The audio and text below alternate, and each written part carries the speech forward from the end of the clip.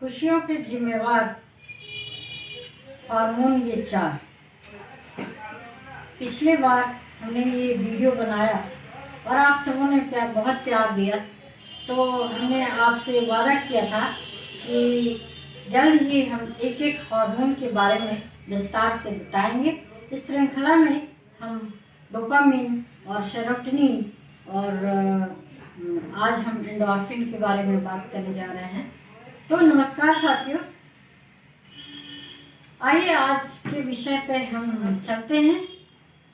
विषय है कि असंख्य हार्मोन हमारे शरीर में शरीर के कार्यप्रणाली को सुदृढ़ और सुनिश्चित सुचारू रूप से चलाने के लिए जिम्मेवार होते हैं। इन दिनों हम उन हार्मोन के बारे में बात कर रहे हैं जो खुशियों के लिए जिम्मेवार है, जिन्हें कि हम हैप्पी हार्मोन कहते हैं। तो हैप्पी हार्मोन में कई हार्मोन हैं, लेकिन 4 प्रमुख हार्मोन हैं। तो पिछले बार हमने डोपामिन और सेरोटोनिन के बारे में बात किया था। आज हम एंडोर्फिन के बारे में बात करेंगे। तो एंडोर्फिन को हैप्पी हार्मोन कहा जाता है। हैप्पी हार्मोन ऐसा हार्मोन होता है जिसके संतुलित रहने से, जिसके सीक्रेशन का बहाव अगर सही हो, सीक्रेशन सही हो, तो जो कार्य क्षमता होता है वह, या कार्यशैली होता है आंतरिक व्यवहार का, आंतरिक शारीरिक क्रियाओं का, तो वह सुचारू रूप से चलता है।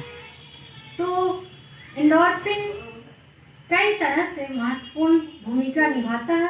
पहला है उसका रोल कि जब वो अच्छी मात्रा में स्रावित होता है तो हमारे मन को बहुत सकारात्मक विचार, सकारात्मक ऊर्जा महसूस होता है।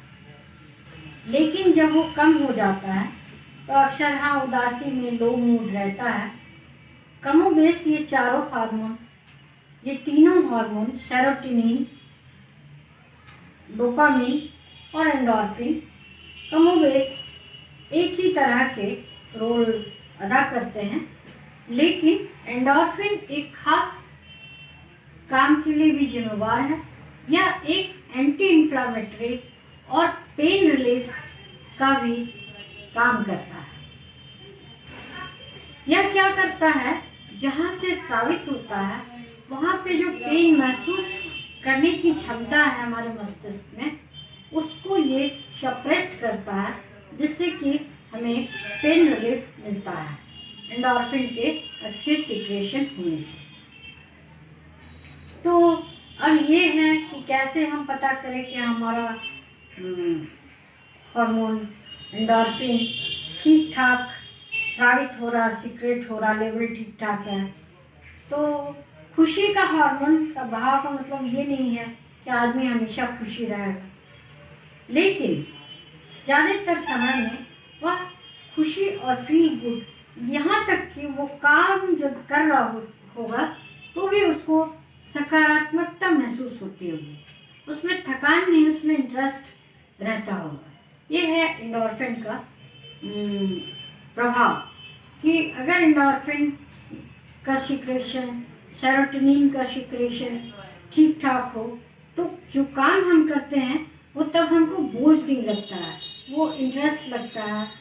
फॉर एग्जाम्पल, माँ जब खाना बनाती है बच्चों के लिए तो उसको वो काम बोझ नहीं लगता है, वो बहुत अपना 100% देती है।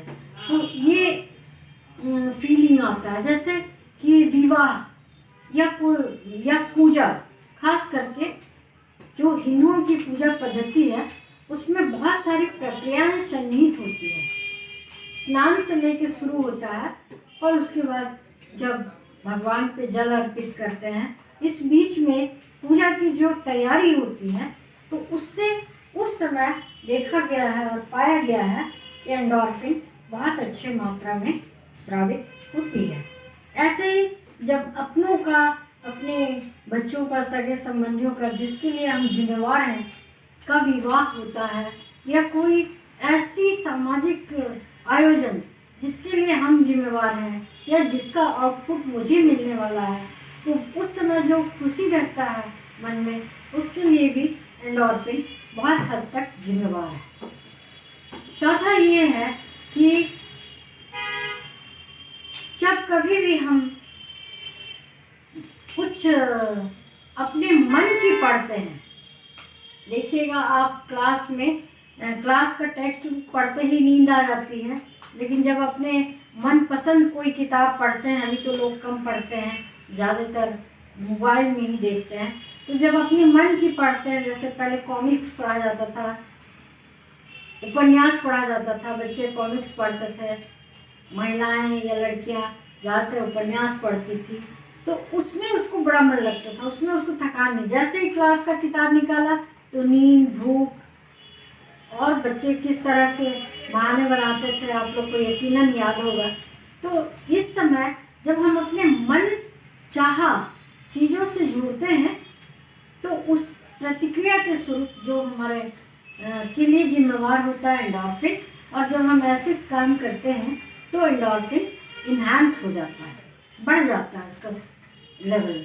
तो अब है कि अगर हमारे शरीर में एंडोर्फिन अगर कम हो तो क्या क्या होता है, क्या क्या लक्षण होता है। पहला वही पिछली जो हार्मोन्स की तरह था, पहला ये है कि उदासी रहता है, किसी काम में उत्साह नहीं होता है। इसकी एक विशेष पहचान है कि हमेशा कहीं ना कहीं दर्द महसूस होते रहता है। कभी लगता है पैर में दर्द हो रहा है, कभी लगता है सिर में दर्द हो रहा है, मतलब दर्द के प्रति हम ज़्यादा संवेदनशील हो जाते हैं। थोड़ी सी भी चोट लग जाए, अगर ऐसे भी चोट लग जाए तो लगता है अरे दर्द। तो देखा गया है कि ऐसे समय में एंडोर्फिन की जो सिक्रेशन होती है वो लो रहती है, और तभी इस तरह की प्रतिक्रिया बाहर व्यवहार में दिखाई पड़ती है। तो अब हम इसको बढ़ाने के लिए क्या क्या करें? तो इसको बढ़ाने के लिए, हम इन्हांस करने के लिए, इसको अच्छी मात्रा में स्रावित हो, इसके लिए सबसे पहला जो चीज़ है इसमें, ऐसे तो सभी के लिए ये ज़रूरी है, पहला जो चीज़ है वो है एक्सरसाइज। एक्सरसाइज, व्यायाम इसमें बहुत ज़्यादा प्रभावित करता है। इसीलिए आप देखेंगे कि बहुत सारे लोग दिन भर चलते रहते हैं, कुछ ऐसी काम होती है, कुछ ऐसा वर्क होता है, लेकिन उसके बावजूद भी वो सुबह या शाम शारीरिक एक्टिविटी दिन भर करते हैं, लेकिन उसके बावजूद वो सुबह या शाम एक नियमित तरीके से व्यायाम करते हैं। तो व्यायाम जब करते हैं तो क्या होता है, हमारा एंडोर्फिन जो है वो बहुत अच्छे से इन्हांस होता है।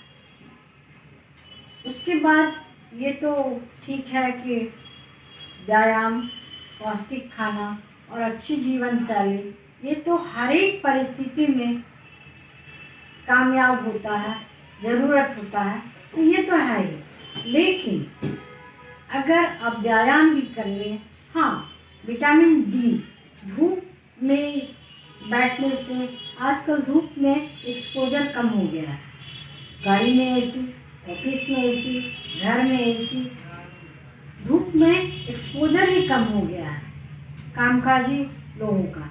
तो इससे क्या होता है कि जो विटामिन डी, पहले हम लोग बहुत सारा काम धूप में बैठ के करते थे, गप्पे हाँकते थे जाड़े के दिन में धूप में बैठ के। अभी क्या है, सन टैनिंग, अच्छा स्किन टैन हो जाएगा, तो लड़कियां धूप में निकलती नहीं हैं, तो इससे विटामिन डी की इनसफिशिएंसी, कमी हो जाती है, जिससे कि यह एंडोर्फिन का सिक्रेशन प्रभावित होता है।